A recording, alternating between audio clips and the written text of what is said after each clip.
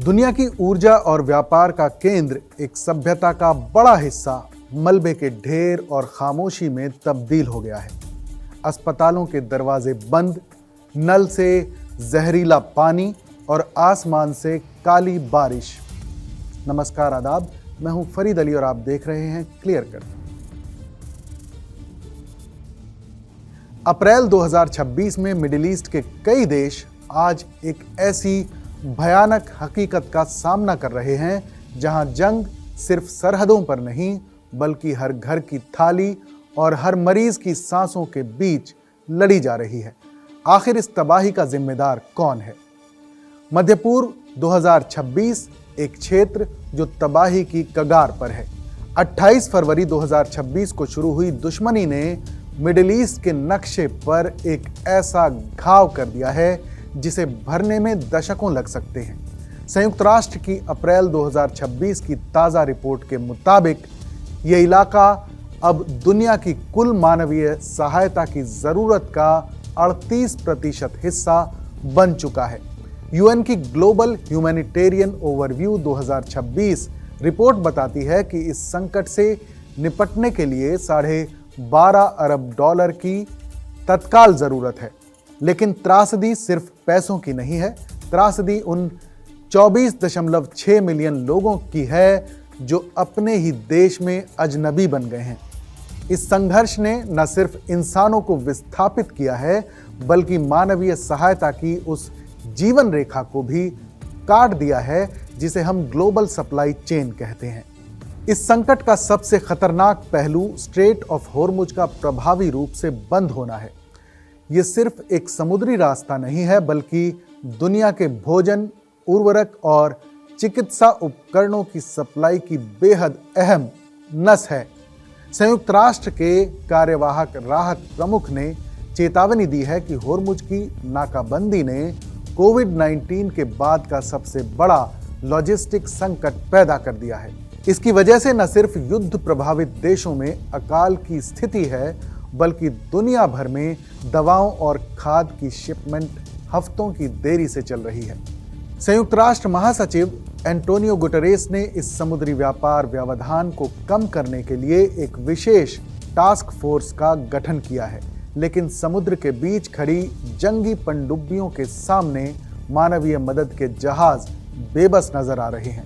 विश्व स्वास्थ्य संगठन यानी WHO की रिपोर्ट दिल दहला देने वाली है। मध्य पूर्व में स्वास्थ्य सेवाओं पर अब तक 133 से ज्यादा प्रत्यक्ष हमले दर्ज किए गए हैं। लेबनान में हालत सबसे ज्यादा गंभीर है, जहां महज एक महीने में 55 प्राथमिक स्वास्थ्य केंद्र और 6 बड़े अस्पताल बंद करने पड़े हैं। डॉक्टरों और स्वास्थ्य कर्मियों को निशाना बनाया जा रहा है, जिससे चिकित्सा व्यवस्था पूरी तरह से चरमरा गई है। लेबनान के स्वास्थ्य मंत्रालय के मुताबिक विस्थापितों के शिविरों में दवाएं नहीं पहुंच पा रही हैं, जिससे संक्रामक बीमारियों का खतरा बढ़ गया है। अस्पताल अब इलाज की जगह नहीं बल्कि हमलों के डर से खाली पड़े खंडहरों जैसे दिखते हैं, जहां ऑक्सीजन सिलेंडर और बुनियादी एंटीबायोटिक्स की कमी से मौत के आंकड़ों को कई गुना बढ़ा दिया है। देश दर देश देखें तो आंकड़े डराने वाले हैं। लेबनान की 1/3 आबादी यानी लगभग 12 लाख लोग बेघर हो चुके हैं। बैरूत के वाटर फ्रंट पर बने अस्थायी टेंटों में बच्चों का बचपन मलबे में दफन हो रहा है। वहीं ईरान में 3000 के करीब नागरिकों की मौत के साथ साथ एक नया पर्यावरणीय खतरा पैदा हो गया है। तेल डिपो पर हुए हमलों की वजह से आसमान में जहरीले धुएं के बादल छाए रहे, जिससे काली बारिश हो रही है। ये बारिश न सिर्फ फसलों को बर्बाद कर रही है बल्कि पानी के स्रोतों को भी जहरीला बना रही है। ईरान में 120 से ज़्यादा स्कूल तबाह हो चुके हैं और लाखों लोग विस्थापित होकर सुरक्षित ठिकानों की तलाश में भटक रहे हैं।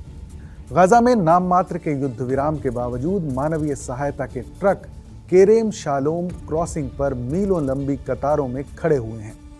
डॉक्टर्स विदाउट बॉर्डर्स यानी MSF के मुताबिक सिर्फ 10% ज़रूरी सामान ही अंदर पहुंच पा रहा है।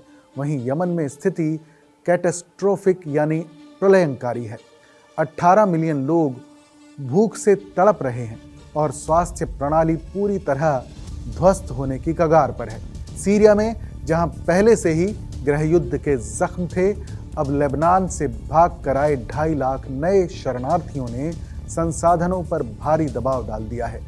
सूखे जैसी स्थिति और जंग ने सीरिया को एक ऐसे अकाल की तरफ धकेल दिया है जहां भोजन, जो सबसे बुनियादी जरूरत है, वो अब एक विलासिता बन गया है।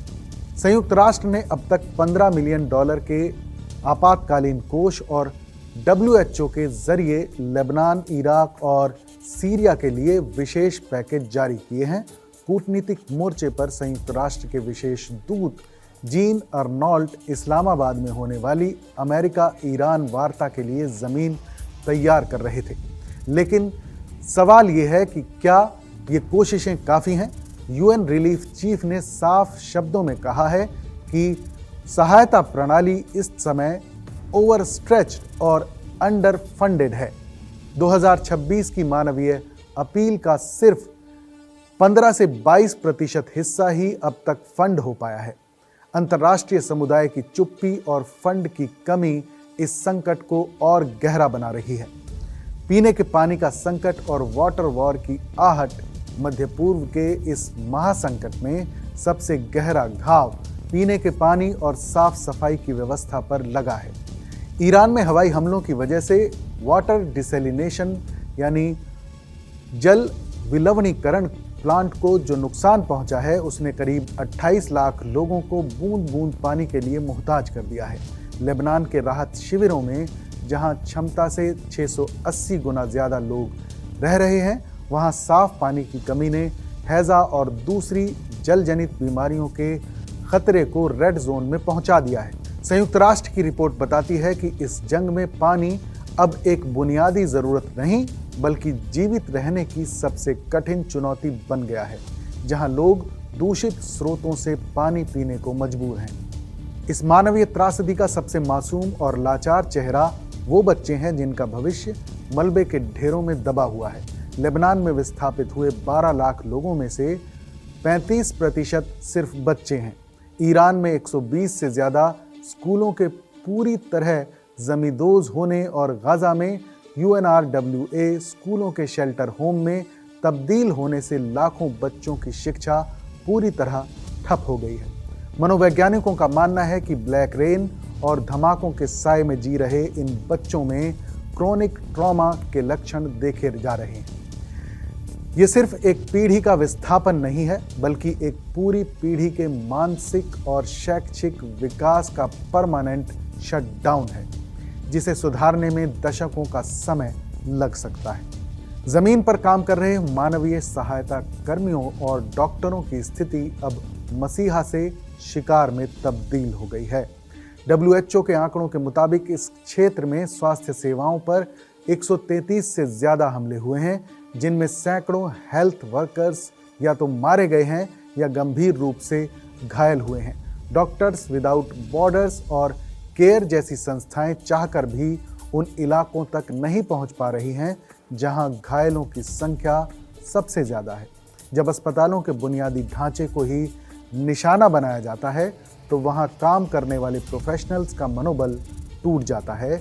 आज स्थिति ये है कि एक घायल को अस्पताल ले जाना उसे युद्ध के मैदान में छोड़ देने से ज़्यादा खतरनाक साबित हो रहा है। मध्य पूर्व की ये त्रासदी सिर्फ एक क्षेत्रीय युद्ध नहीं, बल्कि मानवता के विवेक की परीक्षा है। जब दवाइयाँ बारूद से ज़्यादा महंगी हो जाएं और पानी की एक एक बूंद के लिए जंग लड़नी पड़े, तो समझ लीजिए कि दुनिया ने अपना रास्ता खो दिया है। क्लियर कट में फिलहाल बस इतना ही।